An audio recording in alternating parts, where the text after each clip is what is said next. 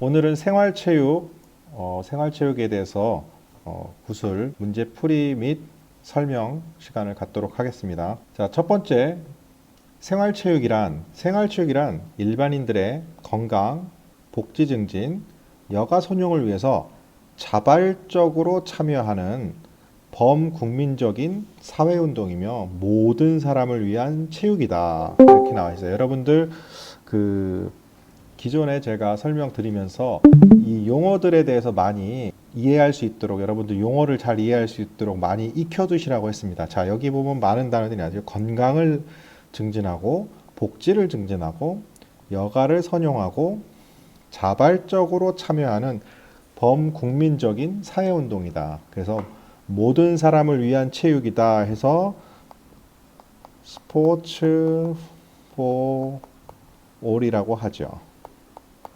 그래서 모든 사람을 위한 체육, 스포츠 올이라고 합니다. 자, 두 번째 보시겠습니다. 자, 체력이란 신체적 활동을 수행하는 능력을 말합니다. 한마디로 우리 몸을 움직일 수 있는 그런 능력을 체력이라고 합니다. 그래서 체력이란 생명 활동의 기초가 되는 몸을 움직이는 힘으로써 방위 체력과 행동 체력을 포함해서 방위 체력은 자극을 견디어 생명을 유지하는 능력이고요. 행동 체력은 생활 체력, 일명 건강 체력과 운동 체력의 종합적인 신체 능력과 정신 영역을 포함하는 것입니다. 생활 체력은 사람이 건강하게 살아가는데 기초가 되는 신체적 능력을 의미하고요. 운동 관련 체력은 민첩성, 평형성, 스피드, 순발력, 반응시간, 협응성 등이 있습니다. 자, 여기서 나와 있는 내용 중에서 체력이라는 것은 크게 신체 활동을 수행할 수 있는 능력이라고 말씀드렸는데, 자, 여기서 방위 체력과 행동 체력으로 포함되는데, 방위 체력이라는 것은 내가 어떤 외부 자극이나 이런 것들로부터 내 생명을 유지하기 위해서 견뎌내는 능력을 말하는 것이고요. 행동 체력이라는 것은 몸을 활동적으로 움직이거나 어떤 기초가 되는 신체적 능력을 우리가 일반적으로 행동 체력 혹은 생활 체력이라고 한다, 이런 의미입니다. 여기서 가장 중요한 것은 여기죠. 신체적 활동을 수행할 수 있는 능력, 이것이 가장 기본이고요. 뒤에 부분은 추가적인 설명이라고 보시면 될 것 같아요. 자, 생활체력이란 이렇게 별도의 문제로도 나올 수가 있습니다. 생활체력은 일상생활을 영위하는 데 필요한 신체활동 능력을 말한다. 일상생활을 영위하는 데 필요한 신체활동 능력이 바로 생활체력이다. 이렇게 보시면 될 것 같아요. 4번, 생활체육의 필요성에 대해서, 생활체육이라는 것은 운동이 부족한 현대사회에서 신체활동을 통해서 건강을 증진시키고 공동체 의식을 함양하며 원만한 사회생활을 가능케 한다. 그리고 스트레스 해소를 도와준다. 자, 우리가 생활체육의 필요성에 대해서 이야기하자면 가장 큰 게 체육을 통해서 건강을 증진시킨다는 거. 그 다음에 두 번째는 생활체육을 통해서 다른 사람들과의 어떤 함께하는 그런 운동을 통해서 공동체 의식이 생기고 사회생활을 가능하게 하면서 운동을 통해서 성취감을 느껴서 스트레스 해소를 도와준다. 이런 내용에 대해서 아마 여러분들 지난번에 강의 시간에 아마 들으신 적이 있을 겁니다. 그래서 생활체육의 필요성에 대해서는 여기서 핵심적인 단어로 보여지는 것은 건강을 증진하고 공동체 의식을 하면서 사회생활을 가능하게 하고 스트레스 해소를 도와준다. 이런 정도로 이해하시면 될 것 같아요. 생활체육, 생활스포츠의 가치는 총 세 가지로 나눠져. 생리적 가치, 심리적 가치, 사회적 가치로 나눠집니다. 아마 요 뒤에 나온 내용하고 또 약간 중복되는 부분이 있긴 한데, 자, 생리적이라는 것은 우리가 신체 활동, 운동이나 체력 단련 등으로 인해서 신체 활동으로 인한 욕구를 충족하는 게 바로 생리적 가치고요. 심리적 가치는 스트레스 완화라든가 공격성 억제, 그다음에 열등감 해소 등의 어떤 정신적인 관련된 내용들을 보게 됩니다. 그 다음에 사회적 가치는 책임, 예의 등 타인과 관계를 통한 자신의 존재를 확인하는, 사회적 가치라는 건 타인과의 관계를 통한 자신의 존재를 확인하는 것이다. 그래서 생활체육의 가치는 총 세 가지, 생리적 가치, 심리적 가치, 사회적 가치가 있으며, 생리적 가치는 신체 활동에, 그 다음에 심리적 가치는 스트레스와 같은 이런 정신적인 활동, 사회적 가치는 타인과 관계를 위한 어떤 존재 확인, 이렇게 구분을 지어주면 될 것 같습니다. 앞에는 가치였는데 이번엔 기능이죠. 생활체육의 기능도 역시 세 가지입니다. 생리적 기능, 심리적 기능, 사회적 기능이에요. 자, 결국 내용을 자세히 보시면 크게 차이가 느껴지지 않으실 겁니다. 그래서 생리적 기능이라는 것은 신체 활동을 통해서 건강이 발달하고 질병 예방을 하고 이 치료 효과를 보면서 건강한 육체를 유지한다. 생리적 기능입니다. 심리적 기능은 긴장을 완화하고 스트레스를 완화해서 정신적으로 안정을 찾을 수 있다라는 내용이거든요. 여기서 지금 사회적 기능에 대해서만 지금 색깔이 좀 다르죠. 일반적으로 생활체육의 기능에 대한 문제는 생활체육의 사회적 기능에 대한 문제로 많이 출제가 됩니다. 그래서 사회적 기능은 타인과 융합을 하고 화합하는 기회를 제공해서 사회성이 증가한다라고 알고 계시면 좋을 것 같습니다. 7번째, 자, 생활체육의 역할입니다. 자, 생활체육의 역할은 첫 번째로 균형된 복지사회를 구현한다. 자, 균형된 복지사회를 구현합니다. 두 번째로 예방의학적 차원의 국민 건강을 증진합니다. 세 번째로는 체력 증진과 세대 간의 격차를 해소하고요. 네 번째로는 인간성 회복과 평생 교육을 실현한다. 자, 이거는 제가 지난번에도 많이 말씀을 드렸는데 생활체육이 하는 역할이 일반적으로 여기 앞에 생활체육의 기능에서 보여지듯이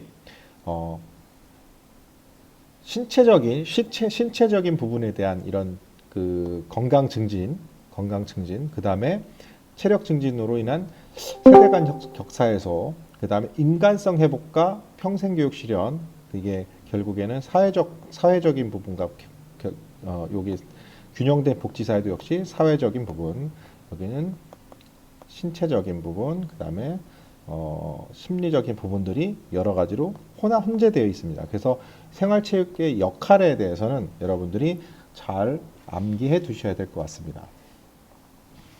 자, 8번째, 스포츠 지도사란 학교, 직장, 지역사회 또는 체육단체 등에서 스포츠를 지도할 수 있도록 국민체육진흥법에 따라서 해당 자격을 취득한 사람을 말하며 보통 일반 시민들의 생활체육 활동을 지도하는 전문가나 자격 종목에 대한 생활체육을 지도하는 사람을 지칭한다라고 했습니다. 자, 여기서 스포츠 지도사는 전문 지도사, 그 다음에 생활체육 지도사, 그 다음에 유소년 지도사, 노인 지도사, 장애인 지도사로 나눠집니다. 자, 여기서 전문은 1급과 2급으로 나눠지고요. 생활체육도 1급과 2급, 유소년과 노인은 급수가 없고요. 장애인도 1급과 2급으로 나눠집니다. 자, 여기서 국민체육진흥법에 의해서 자격을 취득한 사람을 말한다고 하였습니다. 그래서 생활 스포츠 지도사는 문화체육관광부에서 주관을 하고 국민체육진흥공단에서 주관을 해서 시험을 실시합니다. 그래서 여러분들이 알고 있는 스포츠 지도사란 이렇게 전문 지도사, 생활체육 지도사, 유소년, 노인, 장애인 지도사를 총털어서 부르는 명칭이다라고 생각하시면 되겠습니다.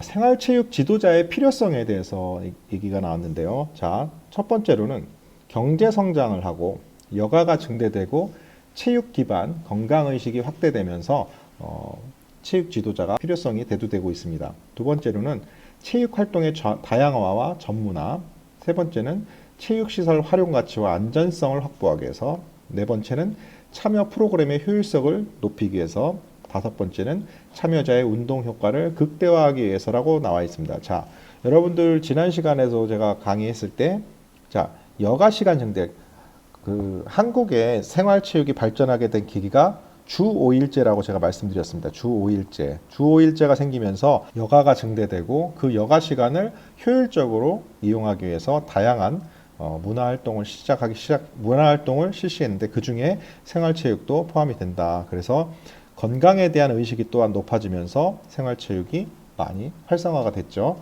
그리고 체육 활동이 다양화와 전문화를 이루고 있다. 자, 기존에는 우리가 즐길 수 있는 체육 활동이 그렇게 많지가 않았어요. 뭐 일반적으로 등산, 뭐 자전거, 뭐 일상적인 종목이 아닌 다양한 종목들이 많이 발생을 했고요. 지금 현재 생활체육 스포츠 지도사에 해당되는 종목이 약 64개 종목이 될 정도로 많은 종목들이 다양하게 분포하고 있습니다. 다양해진 이런 스포츠 종목에 따라서 여러 부류의 여러 전문성을 가진 지도자들이 필요하다, 이렇게 보시면 될 것 같고요.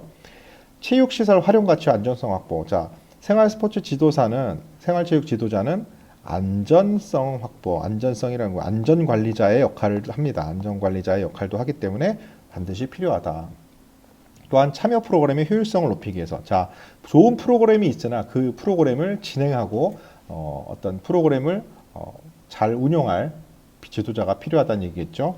다음, 참여자의 운동 효과를 높이기 위해서, 자, 참여자들이 단독으로 하는 것보다는 전문성을 가진 지도자들이 있을 때 그 효과가 커진다라고 생각하시면 될 것 같습니다. 자, 10번째, 생활체육 지도자의 기능에 대해서 나오는데, 생활체육 지도자의 기능은 생활체육 활동을 조직합니다.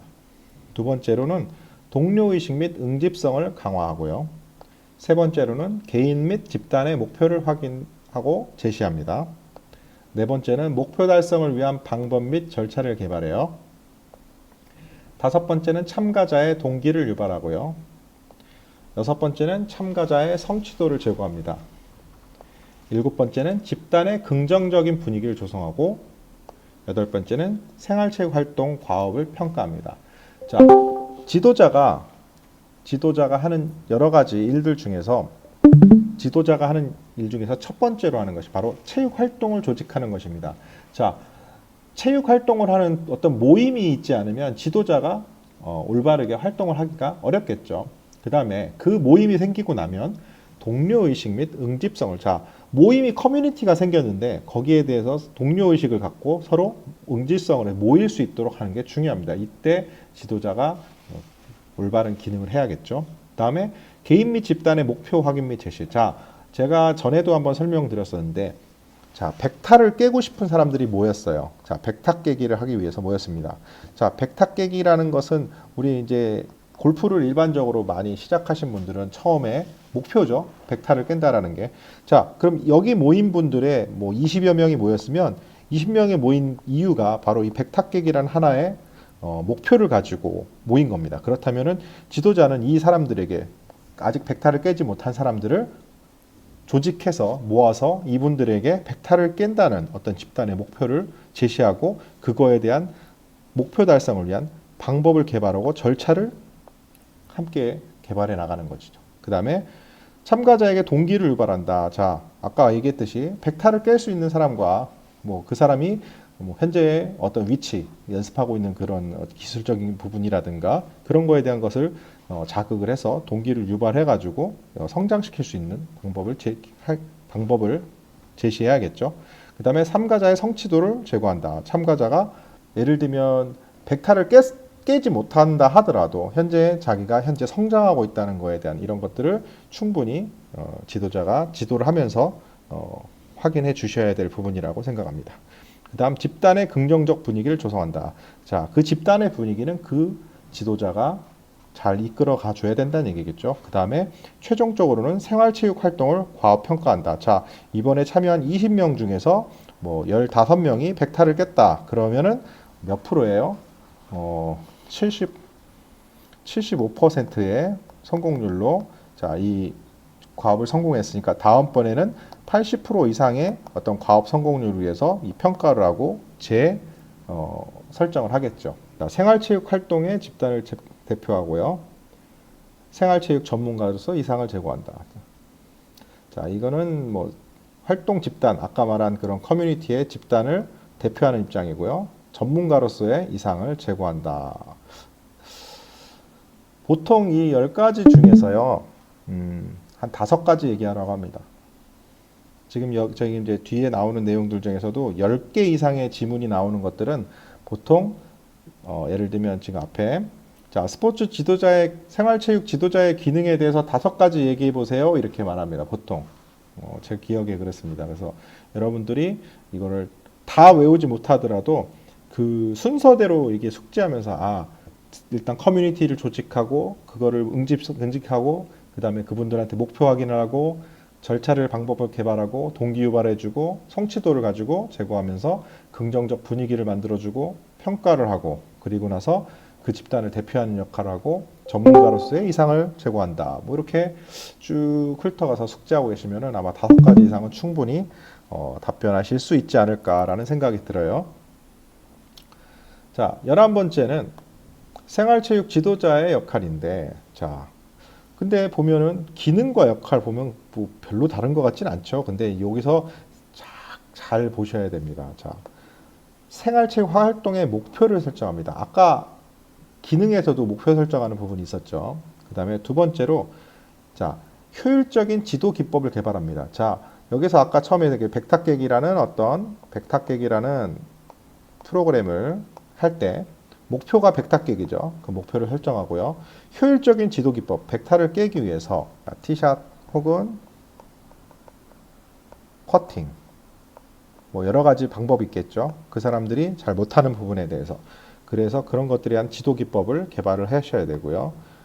생활체육 지도자에 대한 인간관계를 유지합니다. 자, 지도자에 대한 인간관계 유지.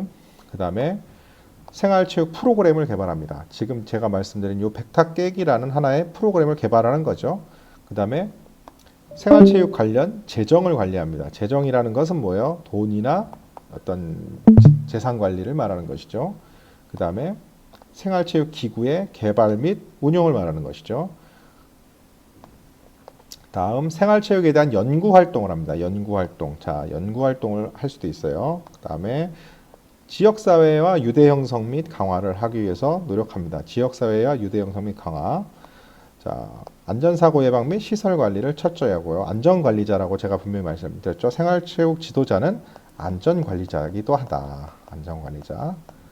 그 다음에 10번째로 활동 내용을 기록 및 문서 관리를 한다. 자, 기록 및 문서 관리한다. 자, 여러분들이 여기서 첫 번째부터 역할을 잘 봤을 때 첫 번째는 목표 설정을 해줘야 된다 그랬죠. 그래서 지도자로서 이 활동에 대한 목표를 설정할 수 있어야 되고 효율적인 지도 기법을 개발해 주셔야 됩니다. 그 다음에 지도자로서의 인간관계를 유지하고요. 생활체육 프로그램을 개발, 그 다음에 생활체육 관련 재정 관리, 그 다음에 생활체육 기구의 개발 및 운용. 자, 생활체육에 대한 연구활동도 필요하고요. 지역사회의 유대관계 형성, 그 다음에 안전사고 예방 및 시설 관리를 하고 활동 내용을 기록 및 문서 관리를 한다. 이렇게 돼 있어요. 자, 여러분들 잘 보셔야 되는 게 우리가 어떤 그러니까 일선에서 뭐 레슨을 하는 프로라든가 뭐 이런 지도자들이 단순히 자기가 하는 난 레슨만 해야 돼, 난 뭐만 해야 돼라는 단순한 어떤 저기를 가지고 있는 경우가 많아요. 근데 우리 생활체육 지도자로서 이 어떤 시설에서 내가 이 역할을 할 때 이러한 여러 가지의 역할을 가지고 있다라는 것을 명확히 알고 계셔야 한다는 얘기를 드리고 싶습니다. 그래서 이런 부분들은 직접 상세하게 본인들이 다 인지하고 있어야 되는 내용이고요. 자, 이 생활체육 지도자의 역할 10가지에 대해서는 여러분들도 잘 숙지하고 계시고 이 내용 중에서 아마 5개 이상을 물어볼 것 같아요. 잘 기억해 두시기 바랍니다. 자, 생활 스포츠 지도사의 자질. 자, 자질이 이 사람의 어떤 자질이 있어야 되느냐? 요거 잘 나오는 겁니다, 여러분들. 자, 생활 스포츠 지도사의 자질. 어떤 자질이 필요하냐? 첫 번째로 바로 의사 전달 능력이 필요합니다. 자, 의사 전달 능력이란 뭐예요? 제가 가지고 있는 생각을 잘 알려주는 거죠, 상대방에게. 두 번째로는 집중력이 필요합니다. 집중력이라는 건 뭐예요? 어느 하나에 집중해서 하는 능력을 말하죠. 그러니까 지도하는 것에 대한 어떤 집중력이라든가 이런 것을 얘기하는 것 같고요. 칭찬의 미덕. 자, 이거는 제가 가장 많이 얘기하는 것 중에 하나인데 칭찬의 미덕. 자, 칭찬은 고래도 춤추게 한다라고 하죠. 자, 칭찬을 많이 해줘야 됩니다. 여러분들 레슨 받으면서 골프 레슨 받으면서 칭찬 많이 받아보신 적 있어요? 칭찬. 칭찬은 고래도 춤추게 하는데 칭찬을 하지 않습니다. 보통은 지적을 하죠. 지적이 지적을 낳고 지적 이렇습니다. 여러분들 그 사람이 하고 있는 일에 대해서 어떤 활동에 대해서 여러분들이 이렇게 봤을 때 당연히 초보자들일 경우에는 잘 안 될 수도 있잖아요. 그렇지만 그 사람이 조금씩 발전하는 모습에 대해서 칭찬을 하고 변화된 모습에 대해서 칭찬하면서 점점 열정이 더 생기고 재미를 느낄 수 있도록 해줘야겠죠. 자, 네 번째로는 실천 의지입니다. 자, 실천 의지라는 것은 무언가를 실제로 행해서 만들어내는 그런 의지를 말하는 것이고요. 활발하고 강인한 성격. 자, 사실 활발하지 않더라도 지도자는 할 수 있어요. 근데 아까 말했듯이 지도자는 커뮤니티를 조성하고 그 커뮤니티를 대표하고 여러 가지 역할을 수행하기 때문에 당연히 활발하고 강인한 성격이 필요하다. 여섯 번째는 도덕적으로 품성이 좋아야 된다. 도덕적 품성. 제가 도덕적 품성뿐만 아니라 인성, 그러니까 결국에 이거는 인성을 말하는 거죠. 그 사람의 지도자의 인성 문제가 예전에 그 유튜브에 나오신 대위라는 분이 그랬죠. 인성 문제 있어 그랬잖아요. 그 인성이 문제가 없어야겠죠. 그다음에 확고한 신념, 투철한 사명감이 있어야 됩니다. 그래서 자기가 이 지도자로서의 어떤 이 종목에 대한 지도자로서의 역할을 할 때 확고하게 내가 이 종목에 대한 어떤 사명감이 있어야 된다. 다음 의사결정 능력이 좋아야 됩니다. 이게 아까 요거는 역시 뭔가 그 성품이나 이런 거하고도 연관이 있는데 일단 의사결정, 자기가 어떤 내용에 대해서 결정하고 가르칠 때 명확해야 된다는 얘기겠고, 자, 아홉 번째는 공정성. 자, 공정하게 가르침에 있어서 사람들에게 어떤 한쪽에 치우치지 않아야 된다. 뭐 이런 얘기겠죠. 요 내용들도 보통은 9개 중에 한 5개 정도 이야기하라고 일반적으로 이야기를 합니다. 그래서 여러분들도 요 내용을 잘 숙지하시길 바랍니다. 생활 스포츠 지도사의 자주 나오는 내용입니다. 13번째, 골프 지도자가 갖춰야 되는 자질. 이거는 제가 옛날에 그냥 넣었던 내용이에요. 골프 지도자는 열정과 사랑으로 골프 실력과 골프에 대한 풍부한 지식이 있어야 되며 학습자에게 보여줄 수 있는 자신감, 개발 능력, 안전관리, 가치관과 태도 등 인격의 구성 요소도 갖추고 있어야 된다. 이거는 제가 예전에 요 스포츠 지도자의 자질을 답을 하고 이걸 얘기하려고 저도 만들어놨던 답입니다. 이거 하면 플러스 점수라도 줄까봐. 여러분들이 골프 지도자로서 이런 자질을 갖춰야 된다라고 제가 여러분들한테 이 내용을 꼭 포함을 시킨 거라고 생각하시면 좋을 것 같습니다. 생활 스포츠 지도자의 임무는 첫 번째로 참여자의 흥미와 요구를 반영하는 프로그램을 제시합니다. 자, 지금 현재 100타를 깨지 못한 분들이 막 어렵게 골프를 즐기고 있을 때 그분들한테 자, 저한테 오셔서 이 프로그램대로 같이 레슨을 받으시고 같이 생활체육 활동하신다면 100타를 깨실 수 있습니다. 흥미가 있을까요? 없을까요? 자, 흥미가 유발되겠죠. 그래서 그분들을 끌어들일 수 있는 어떤 프로그램을 제시할 수 있어야 돼요. 자, 여기에는 중상급자 이상만 있으면 100타를 이미 다 깨신 분들밖에 없어요. 그런데 거기다가 여러분들 저 100타 깨는 거 지금 프로그램 할 건데요 하면은 그 사람들이 반응이 올까요? 안 올까요? 안 오죠.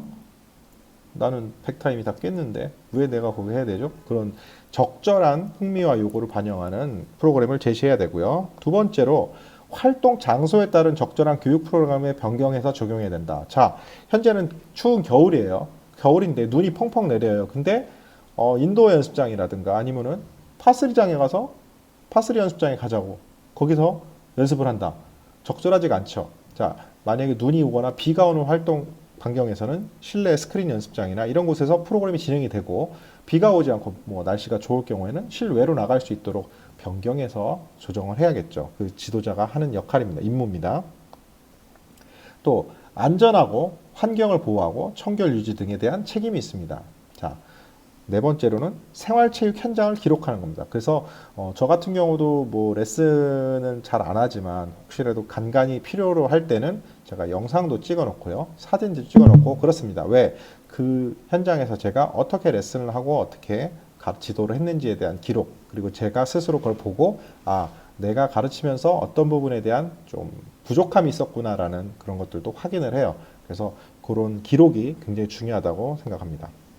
자, 주기적 특별 프로그램을 실시한다. 주기적으로 어떠한 특별 프로그램을 통해서 예를 들면 뭐 쇼게임 특강 아니면 뭐 이번 분기에는 여러분들 퍼팅 특강을 하겠습니다. 그럼 여러분들 퍼팅 특강 한다고 그러면은 퍼팅에 문제가 있으신 분들이 와서 막 그 프로그램을 많이 활용하겠죠. 자, 안전사고 예방 활동. 자, 제가 관리하고 있는 시설이 있습니다. 제가 관리하고 있는 시설인데 여기에 보니까 어떤 안전 문제가 생겼다. 그러면은 제일 먼저 그걸 발견하는 즉시 예방 활동을 통해서 조치를 해야 되겠죠. 지도자가 바로 그런 역할을 해줘야 된다는 얘기입니다. 다음 생활체육 홍보 활동. 자, 우리가 하고 있는 이 생활체육을 다른 사람들한테 많이 널리 알리는 홍보 활동도 필요하다. 자, 상해 발생 시 응급처치 계획을 수립해야 됩니다. 자, 이거 실제로 잘 안 해놓으신 데가 되게 많아요. 실제로 그런 연습장이라든가 아니면 어떤 체육센터 같은 데 가보시면 응급처치에 대한 계획이 전혀 없다라는 거. 제가 그래서 저번에 한번 알려드렸죠. 제일 먼저 뭐라고 그랬죠? 응급처치 계획을 수립하기 위해서는 가장 가까운 119 구조대가 현재 내가 있는 이 센터에까지 오는 시간이 몇 분 정도 걸리는지 미리 확인해 놓으셔야 돼요. 뭐 네이버 지도로 검색하셔도 되고 미리 확보를 해서 거기서 여기서 119 신고했을 때 올 수 있는 시간이 언제다. 그래서 5분 이내다 그러면 크게 문제가 없지만 5분 이상이다 라면 어떻게 되겠죠? 그럼 골든타임을 놓쳐서 심정지가 온 환자라든가 이런 경우에 크게 문제가 될 수 있습니다. 그래서 그럴 때는 자가 제세동기를 준비해서 비치한다던가 그런 내용들을 계획에 수립해 놔야 된다라는 이야기입니다. 그래서 다음 활동 장소의 인접 주민과의 유대를 강화합니다. 자, 이 동네에 제가 센터를 오픈해서 활동을 하고 있어요. 근데 이 동네 주민들과 좋지 않은 관계를 맺으면 당연히 제 지도자가 활동하는 그 센터에 인기가 없겠죠. 그 다음에 참여자와 개인적, 인적 사항 관심. 이게 저번에도 제가 한번 설명했지만 참여자 개인적, 인적 사항에 관심이라는 것은 이거는 표현을 이렇게 돼 있지만 사실은 그 사람의 간단한 기본 정보 정도만 알고 이렇게 친근감을 느낄 수 있게 유지해야 된다. 이런 부분이라고 생각하시면 돼요. 참여자의 개인적, 인적 관심을 막 알아서 조사하라는 게 아니라 이름이라든가 뭐 이 근처에 사시는 어떤 지역 정도, 그 다음에 뭐 간단하게 그분이 어떤 일을 하시는 정도까지만 알아도 안녕하세요 뭐 성함을 불러드리고 이름을 불러드린 다음에 뭐 그냥 간단한 이야기가 화제거리가 비슷하게 나올 수가 있겠죠. 그래서 그런 교류를 위한 얘기라는 얘기죠. 그런데 보통 어떤 분들은 자기가 지도하는 분인데도 이름을 잘 기억 못하는 그런 사람이 있습니다. 참여자의 개인적 이런 그 이름 정도, 그 다음에 어떤 일을 하는 분이라는 것 정도는 알아주는 게 좋다라는 얘기입니다. 자, 적합한 복장과 장비를 착용해야 됩니다. 자, 이것은 여러분들 지도자가 적합하지 않은 복장. 예를 들면 제가 여러분들한테 강의하는 자리에서 슬리퍼를 딱 끌고 나와서 반바지를 입고 강의한다. 보기 좋지 않겠죠. 제가 골프를 가르치는 사람이고 골프를 지도하고 골프 지도자들을 양성하는 사람인데 그 앞에서 슬리퍼 신고 반바지 입고 물론 반바지 슬리퍼가 나쁘다는 건 아니겠지만 적합하지 않다는 얘기죠. 그래서 그렇다는 얘기고 또 올바른 장비를 착용해서 지도를 해야 된다. 이런 말씀을 드리고 싶습니다. 참여 집단과 긴밀한 관계를 통해 참여자의 적극적으로 활동할 수 있도록 유도해야 된다. 그런 얘기고요.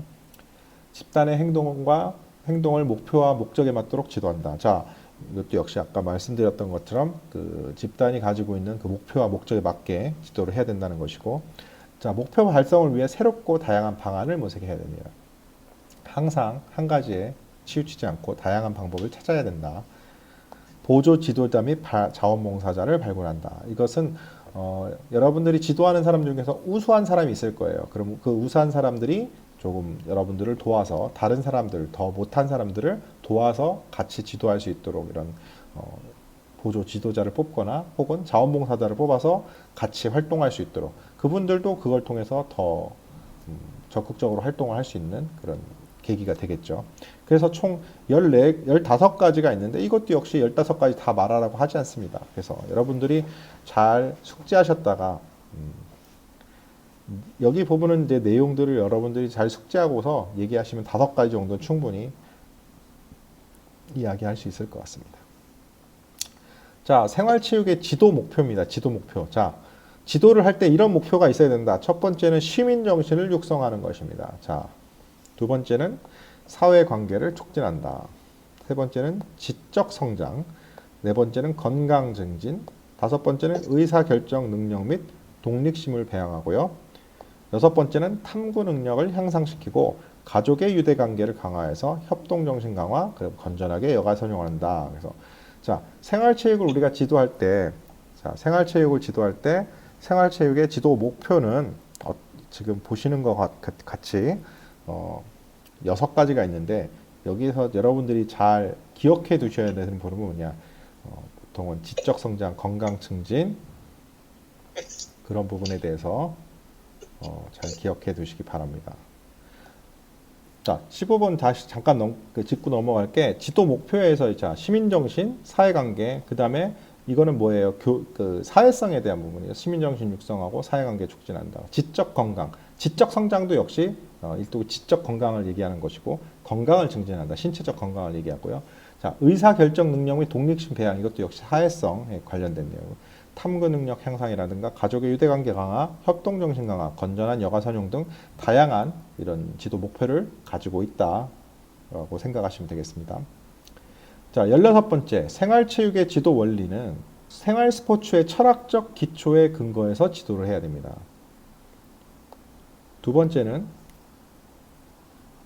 개인차를 고려하여 지도해야 됩니다. 자, 첫 번째 생활체육 스포츠의 철학적 기초는 무엇이냐? 자, 여러분들이 아마 지난 그 교재를 가지고 제가 공부할 때 그 생활체육의 철학에 대해서 간단하게 아마 얘기한 적이 있을 거예요. 자, 왜 철학에 대해서 얘기를 했을까? 자, 왜 철학에 대해서 얘기를 했을까라고 생각하실 수도 있는데 바로 그게 여기서 말하는 생활 스포츠의 철학의 목적입니다. 자, 결국에는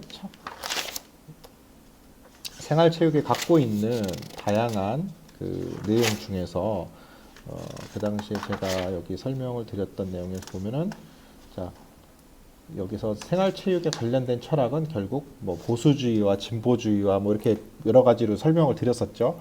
이때 뭐 보수주의, 진보주의, 진본주의, 실존주의, 실용주의 뭐 다양한 그런 저기가 철학적인 내용에 대해서 얘기했는데 결국에는 그런 다양한 철학적 기초를 근거해서 지도를 해야 된다 이런 내용이에요. 그래서 뭐 세부적인 설명까지는 그렇게 여러분들이 다 아실 필요는 없습니다. 그걸 다 외울 필요는 없으니까 여기서 말하는 건 철학적 기초에 근거해서 지도한다.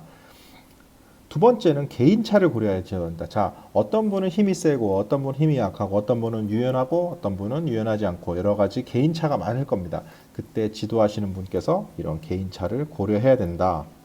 자, 참가자들에게 필요한 정확한 지식과 정보를 전달한다. 아까 말씀드렸듯이 이 사람이 어떤 정도의 수준을 가지고 있고 어떤 정도의 실력을 가지고 있는지를 명확하게 판단해서 그 사람한테 필요한 지식과 정보를 전달해 주셔야겠죠.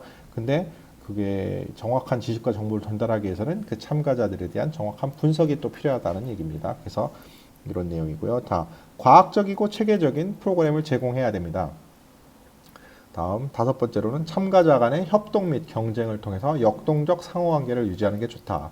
자, 참가자 간의 협동 및 경쟁. 자, 경쟁자가 있고 함께 그 프로그램을 하는 사람들이 있으면 경쟁 구도를 통해서 더 빨리 성장하고 더 흥미롭게 지도를 할 수가 있다라는 거. 그래서 요 생활체육 지도 원리 다섯 가지에 대해서는 반드시 숙지하고 계셔야 된다. 아시겠죠? 생활체육 프로그램의 기획 단계. 자, 이거는 프로그램을 제가 만들 거예요. 아까도 얘기했지만 설명했죠. 100탁 깨기를 지금 준비하고 있습니다. 100탁 깨기에 대한 프로그램을 준비하고 있습니다. 자, 우리 100탁 깰까요?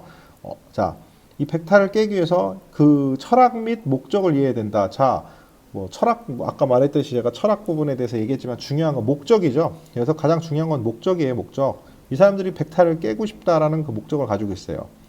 두 번째는 욕구를 조사하는 겁니다. 자, 이분들 중에서 100타를 깨고 싶은 사람들이 얼마나 될까? 혹은 이분들이 100타를 깨고 싶은 사람 중에서 또 다른 목적인 욕구를 가지고 있는지 확인을 해야겠죠. 프로그램 목적 및 목표를 설정합니다. 자, 이번에 우리가 만들 프로그램은 100타 깨기야. 자, 100타 깨기 인원 20명 중에 15명 이상을 100타를 깨도록 하겠어. 라는 어떤 기준을 만든다는 얘기죠. 자, 프로그램을 계획합니다. 그래서 100타 깨기에 참여한 사람들을 어떤 식으로 자, 이렇게 표현하면 좀 그렇고 언제 육하원 측에서 하는 거 언제 할 건지 어디서 자, 무엇을 어떻게 이런 식으로 자, 이 프로그램 계획할 때 이런 육하 원칙에 의해서 구성을 합니다. 그리고 나서 실행을 하겠죠. 자, 벡터 깨기를 여러분들 하기 위해서 자, 20여 명의 사람을 모았습니다. 그 범을 모아서 자, 센츄리 21로 갔어요. 자, 센츄리 21 마운틴 코스 엄청 쉽잖아요. 쉬우니까 센츄리 21 마운틴 코스에서 여러분 벡터 깨기를 해봅시다 하고 딱 갔어. 벡터 깨기를 다 시작했습니다. 그런데 20분 중에서 20분 중에서 18분이 벡터 99타 이하를 치셨어요. 그러면은 90%잖아요. 90%. 굉장히 높은 적이랬죠. 자, 그럼 최종적으로 그 내용을 가지고 평가를 합니다. 자, 평가. 자, 이번 프로그램은 이렇게 90%의 높은 성공률을 보였다. 그렇다면은 다음번에 처음에 다시 또 새로운 걸 기획할 때 이 평가 내용을 참조하게 되겠죠. 이런 식으로 기획 단계가 있다. 그래서 철학 및 목적을 이해하고 욕구를 조사하고 프로그램 목적 및 목표를 설정한 뒤에 프로그램을 계획하고 실행한 다음에 그걸 평가한다라는 게 이 프로그램의 기획 단계입니다. 자, 그래서 여기 보시면은 생활체육 프로그램 개발에는 계획 단계가 있고요. 그 다음에 실행 단계가 있고 평가 단계가 있다. 그래서 이 세 가지가 앞에 있는 기획 단계와 유사한 내용이다. 그래서 개발할 때는 자, 처음에 계획을 하죠. 내용 생활체육을 계획하고 그거를 실제로 실행하는 단계, 요게 실행 단계죠. 그 다음에 최종적으로 평가 단계. 그래서 최종적으로 계획하고 실행하고 평가하는 이렇게 세 개의 단계로 나눠진다라고 기억해 두시면 좋을 것 같아요. 자, 생활체육 프로그램 계획의 원리. 자, 이거는 무엇이냐? 이걸 계획할 때 이런 원리들을 적용해야 된다. 자, 프로그램을 만들 때 이런 원리들을 반드시 적용하는 게 좋다. 이런 얘기죠. 첫 번째, 평등성. 모든 사람들이 참여할 수 있도록 해야 한다는 얘기입니다. 자, 이 프로그램을 만드는데 자, 이거는 남자들만을 위한 것이야. 여자들은 참여하면 안 돼. 이런 것이 아니라 남녀 상관없이 이거는 아이들은 안 돼. 아이들도 참여했고 혹은 60 넘으신 분들은 참여하면 안 되겠는데 이런 나이에 대한 그런 것들이 아닌 모든 사람들이 참여할 수 있는 자, 모든 사람이 참여할 수 있도록 해야 한다. 그게 바로 평등성. 다양성. 자, 한 가지 방법이 아닌 다양한 프로그램을 개발하고 제공한다. 아까 말했듯이 벡터 깨기라는 어떤 하나의 프로그램을 따질 때 자, 벡터를 깨기 위해서 모든 사람들에게 이 사람들 다 지금 뭐 똑같이 똑딱이부터 시작하세요. 그래서 다 똑딱이 시키는 게 아니라 기본적으로 본인들이 빈스윙이 필요한 사람은 빈스윙부터 혹은 퍼팅 연습이 필요한 사람 퍼팅 연습부터 다양한 프로그램들을 개발해서 제공하고 적용시켜야 된다는 얘기죠. 자, 욕구 반영이라는 것은 개인적 사회적 욕구가 반영이 됩니다. 자, 어떤 사람은 나는 벡터 깨는 거 전혀 관심 없어. 나는 벡터는 별로 상관없는데 그냥 나는 공 치는 것 자체가 즐거워. 이런 사람들한테는 그런 욕구가 없죠. 근데 개인적으로 이 사람들이 욕구를 가지고 있는 사람들이 있을 것이고 혹은 그 조직에서 가지고 있는 그런 욕구들이 있을 겁니다. 자, 우리 조직에 들어와 있는 사람들의 실력이 너무 낮아. 벡터를 다 깨고 90타대로 들어왔으면 좋겠어. 어떤 다양한 욕구를 반영해서 계획을 해야 된다는 거죠. 다음은 편의성. 자, 쉽게 참여할 수 있어야 됩니다. 생활체육 프로그램은 많은 사람들이 평등성도 갖고 있지만 편의성, 쉽게 참여할 수 있어야 돼요. 자, 이 프로그램 참여하시는데 다 한 분당 1,000만 원씩 내셔야 됩니다. 그러면은 아무나 참여하기 어렵겠죠. 그런 문제들이 있을 것이고, 다음 전문성을 갖고 있습니다. 자, 전문성이라는 건 일정 자격을 갖춘 전문가에 의해서 개발 및 운영, 평가가 돼야 된다는 것입니다. 자, 여기서 말하는 전문가는 누굴까요? 전문가는 바로 생활 스포츠 지도사를 말하는 것이겠죠. 자, 보안. 프로그램을 발전시키고 가치를 제고한다. 자, 이것은 뭐냐? 이 프로그램이 이런 원리에 의해서 계획이 되고 그거를 통해서 보완해서 계속적으로 발전할 수 있도록 한다. 그것이 바로 계획 원리다라고 알고 계시면 됩니다.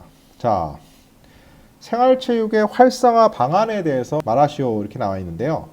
자, 첫 번째는 다양한 인구가 즐기기 위한 맞춤형 프로그램을 만들어야 된다. 이건 아까 말했듯이 평등성, 그 다음에 뭐가 있죠? 편의성. 이런 다양한 인구들이 즐기려면은 평등성, 편의성이 적용되는 맞춤형 프로그램이 만들어져야 된다.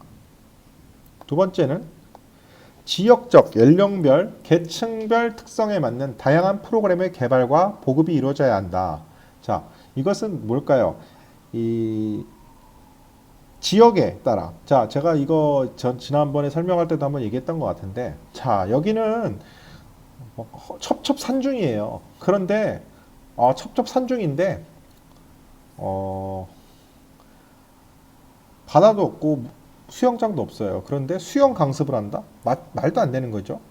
또 여기는 어린 친구들이 많아요. 예를 들면 뭐 나이가 어린 친구들이 많고 연령층이 고령층이 없어. 그런데 게이트볼을 강습한다. 뭔가 전혀 맞지 않죠. 언밸런스하죠.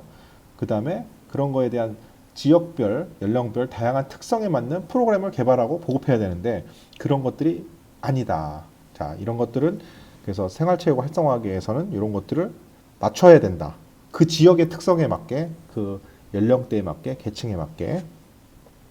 세 번째로는 지역 생활체육 프로그램을 활용해서 많은 대회를 통해서 참가자들 간의 교류와 친목을 도모한다. 이것은 보통 생활체육 프로그램을 활용해서 보통 지역 대회라든가 지역 어떤 모임을 통해서 참가자들이 이런 다양한 교류하고 친목을 도모할 수 있는 그 활동을 통해서 활성화가 된다.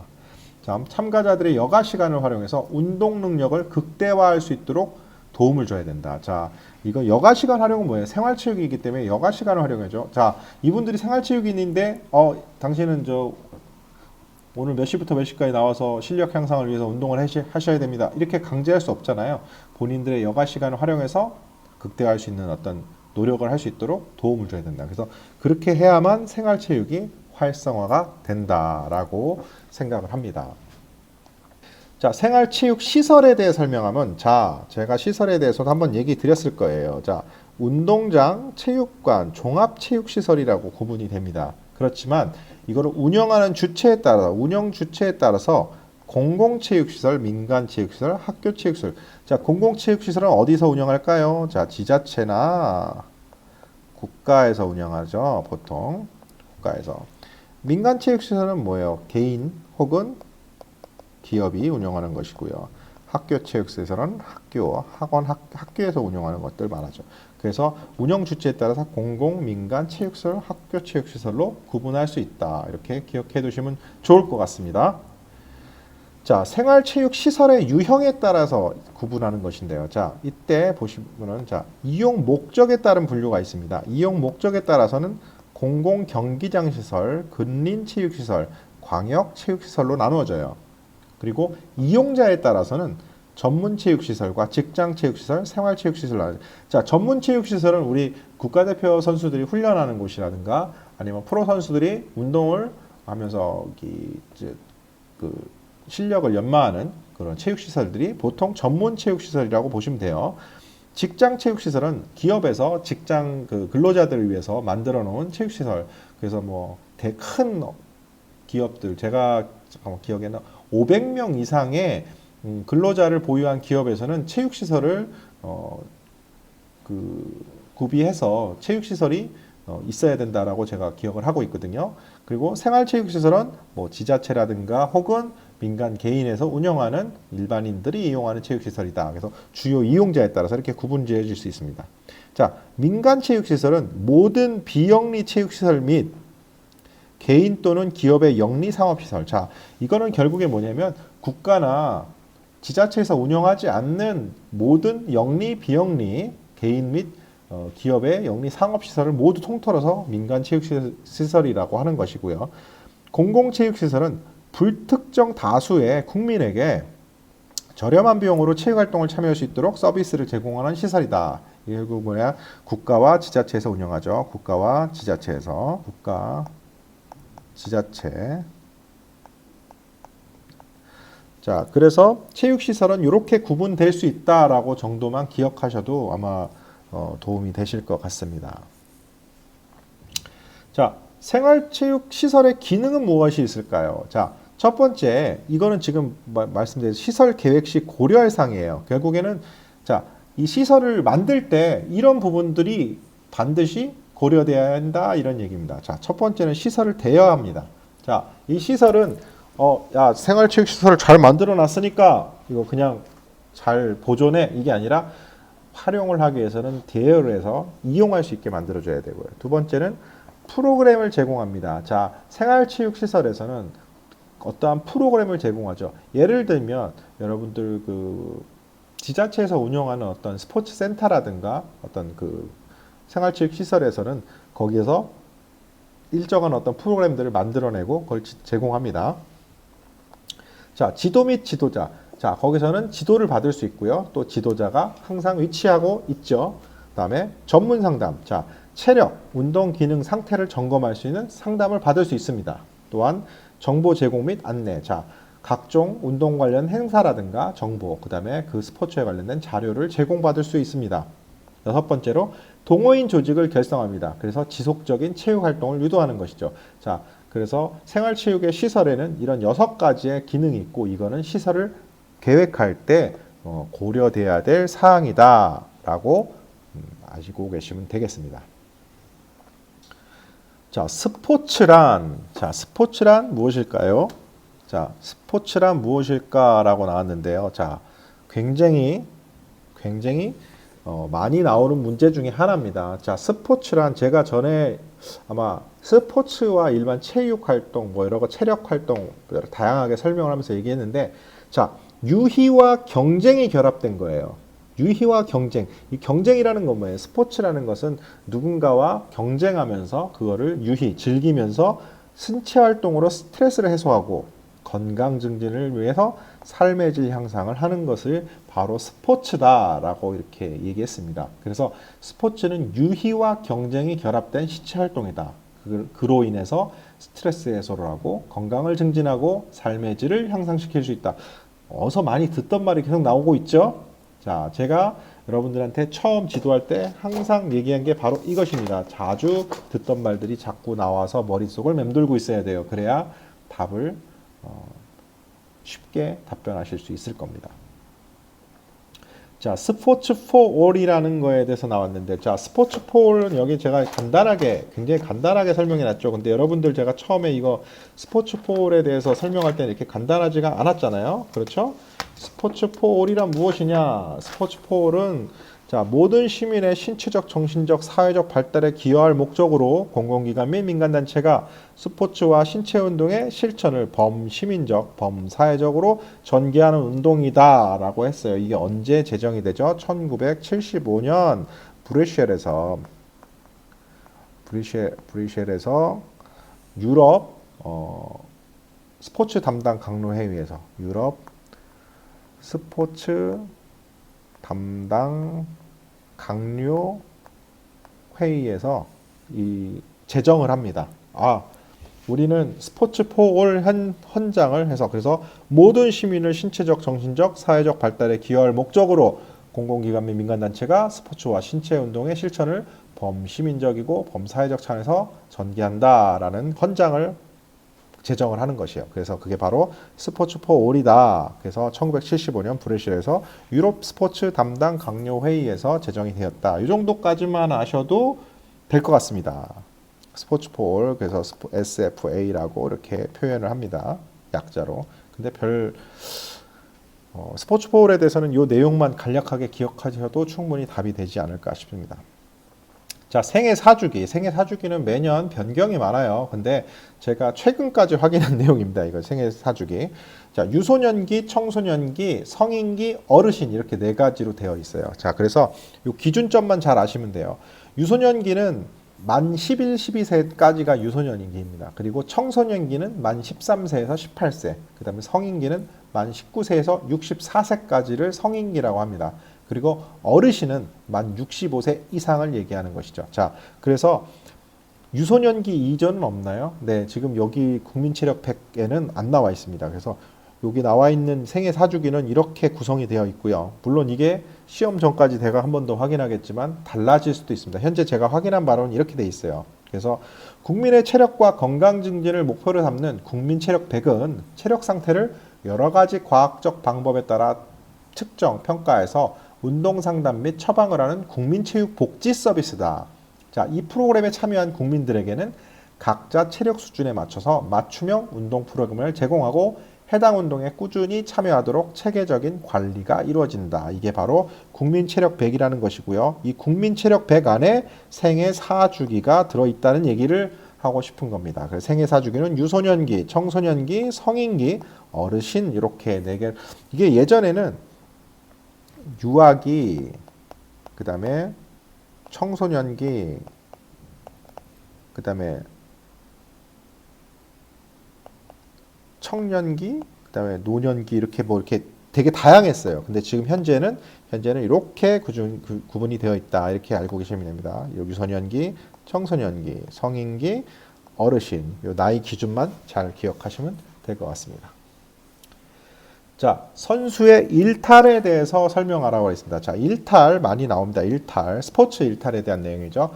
자, 일탈이라는 것은 바로 스포츠 환경에서 일어나는 다양한 형태의 규범 위반 행동입니다. 규범 위반 행동. 자, 이것은 규범을 위반한다. 한마디로 규칙을 위반한다는 내용이겠죠. 자, 스포츠 환경에서 일어나는 다양한 형태의 규범 위반 행동으로서 폭력, 약물 복용, 도박, 승부 조작, 부정선수 등 스포츠의 가치를 훼손하는 범죄 행위입니다. 범죄 행위. 그 다음에 승리에 대한 집착이나 끊임없는 공부와 이 공부라는 거는 여러분들 훈련이나 여러 가지를 다 말하는 거예요.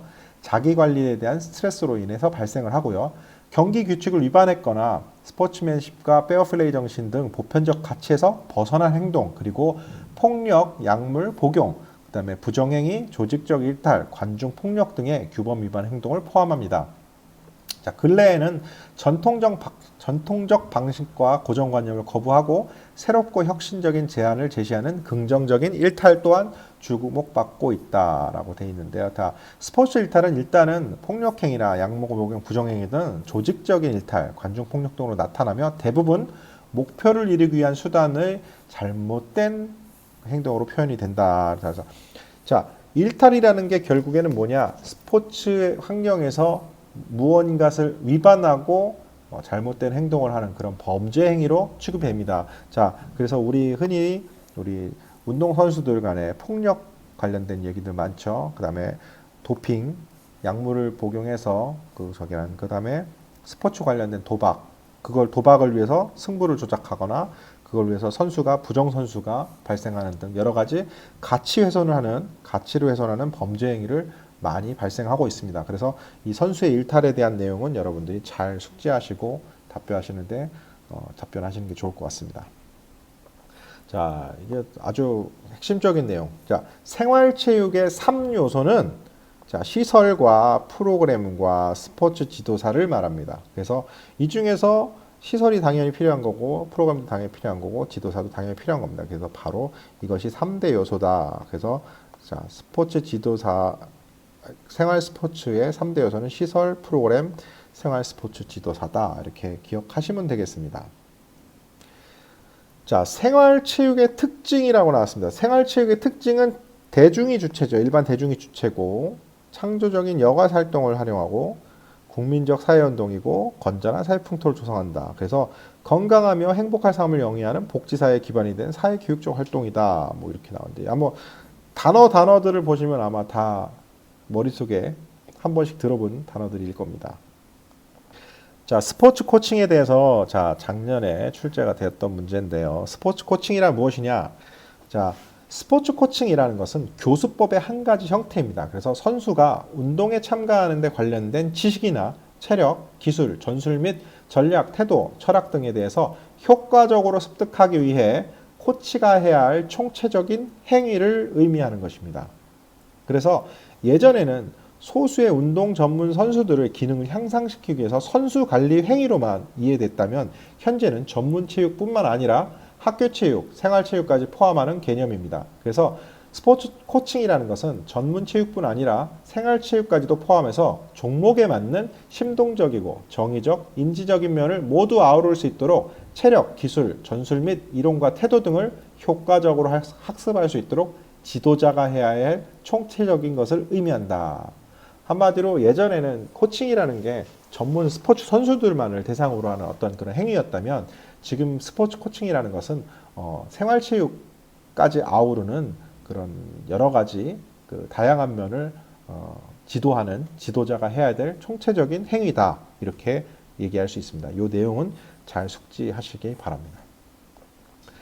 자, 대한체육회에서 추진하는 생활체육 사업에 대해서 말해보시오. 이것도 작년에 나왔던 내용인데요. 요거는 어떤 게 있느냐. 대한체육회는 여기 보면 스포츠 7330 캠페인이라고 있습니다. 이게 뭐냐면 일주일에 3번 이상 30분 이상 운동을 한다. 그래서 스포츠 7330입니다. 그래서 일주일에 3번 이상 30분 이상 운동한다는 정책. 그래서 스포츠 7330 운동을 하고 있고요. 이것을 통해서 대한체육회에서는 이거를 추진함으로 인해서 다양한 사회적 가치 확대 및 스포츠 참여 기반 조성을 위해서 그리고 국제 스포츠 경쟁력 강화를 위한 화합들을 펼치고 있다. 이렇게 기억해 두시면 됩니다. 예, 핵심적인 내용은 바로 스포츠 7330이죠. 일주일에 3번 이상 하루 30분 이상 운동이라는 내용입니다. 자, 참여자의 심리 상태가 흔들릴 때 심리를 안정시키는 훈련법이다. 이것은 심리적으로 불안한 경우에는 대부분 긴장으로 인한 경우와 목표 성취에 대한 불안감과 조급함 때문입니다. 이때 긴장하는 참여자들은 유머 등을 이용해서 긴장을 풀어주고 확실하고 강력한 말로 참여자의 동기를 다시 부여해주는 긍정적인 피드백을 계속 해주는 것이 필요하다. 목표에 대한 조급함과 불안감이 있는 경우 그 목표를 이룰 수 있는 단계를 설명하고 이룰 수 있다는 자신감을 일깨워준다.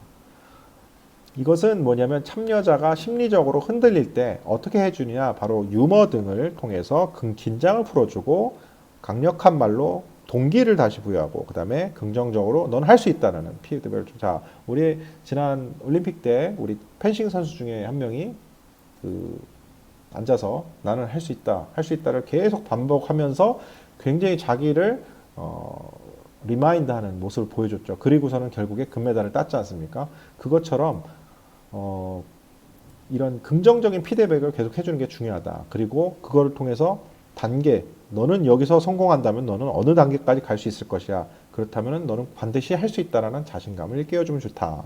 그래서 부정적 사고의 정지가 필요하다. 자, 못할 거라는 생각이 아니라 할 수 있다라는 생각으로 바꾸는 게 중요하고요. 자, 걱정하고 있는 것이 자신을 통제할 수 없다면 제외시키려고 노력해야 된다는 것이고요. 그 다음에 명상과 심호흡으로 긍정적 사고를 통해 자신감을 키워 안정을 찾고 루틴에 따른 플레이를 계속해서 심리를 안정시킨다. 뭐 이런 내용입니다. 그래서 일단은 여기서 핵심은 뭐예요? 유머 등을 통해 긴장 풀고 강력한 말로 동기부여하고 긍정적 피드백을 계속적으로 해서 자신감을 일깨워준다. 이런 내용입니다. 그래서 잘 숙지하시길 바라요. 자, 스포츠맨십에 대해서 말해보시면 스포츠맨십이라는 것은 스포츠의 가장 포괄적인 도덕 규범입니다. 그래서 스포츠인이 갖추어야 할 바람직한 정신과 태도를 말해요. 자, 이득을 얻기 위해서 바람직하지 못한 일을 행하지 않고 경쟁 상대에게 예의를 지키는 등의 행동과 마음가짐을 나타낸다. 이득을 얻기 위해 바람직하지 못한 일을 행하지 않고 경쟁 상대에게 예의를 지키는 등의 행동과 마음가짐을 나타냅니다. 그래서 페어플레이는 스포츠인이 지켜야 할 정정당당한 행위로 보편적이고 고정적인 스포츠 윤리라고 할 수 있습니다. 자, 보편적 가치인 스포츠맨십과 페어플레이 정신에 위반하는 행동도 일탈의 하나로 볼 수 있다. 그래서 스포츠맨십, 페어플레이 정신 기억해 두시면 되고요. 자, 스포츠맨십은 스포츠인이 갖춰야 될 바람직한 정신과 태도다. 이런 정도 이해하시고 나머지는 숙지하시면 좋을 것 같습니다. 자, 코로나 시대의 생활체육을 활성화시키는 방안, 이게 아마 생활체육 활성화 방안에 나와서 질문이 이렇게 나왔던 것 같아요. 그래서 코로나로 인해 생활체육에 참여하고 싶어도 못하는 사람들이 많고 지속적으로 참여하던 사람들도 중단한 상태인 듯합니다. 생활체육의 활성화를 위해서는 제일 먼저 충분한 시설이 확보돼야 하고요. 원하는 사람들이 언제 어디서나 쉽게 접근할 수 있는 시설이 많아져야 됩니다. 그리고 그 시설에서 참여자들의 지도할 수 있는 전문성을 갖춘 지도자가 많이 육성돼야 되고 오탈자네요. 자, 인성을 갖춘 지도자들이 많이 배출되기 위한 시스템이 확충되고 그러한 지도자들을 계속 관리할 수 있는 교육 또한 필요하다고 생각합니다. 마지막으로 프로그램입니다. 자, 계층별, 성별, 연령별 욕구에는 다양한 프로그램이 계획되고 만들어져야 됩니다. 뻔한 얘기죠. 하지만 뻔한 얘기지만 우리는 뻔한 얘기를 뻔하지 않게 열심히 잘 설명해야 된다. 이렇게 이해를 하시면 됩니다. 자, 지금까지 총 34개의 문제를 풀었는데요. 이 문제 외에도 나올 수 있어요. 이 34개 문제 외에도 얼마든지 출제가 될 수 있습니다. 하지만 여러분들은 제가 처음에 강의할 때 알려드린 내용들을 집중해서 확인하시고 숙지하신다면 답변을 잘 올바르게 잘 해서 좋은 점수를 받으실 수 있을 것 같습니다. 물론 이 내용 말고도 추가적인 내용이 많이 있지만 여기는 가장 핵심적인 엑기스만 뽑아서 이렇게 만들었다고 생각이 되고요. 자, 이 내용 외에도 추가적으로 많이 공부하시면서 참고하시길 바라겠습니다. 오늘은 일단 여기까지 하도록 하겠습니다. 수고하셨습니다.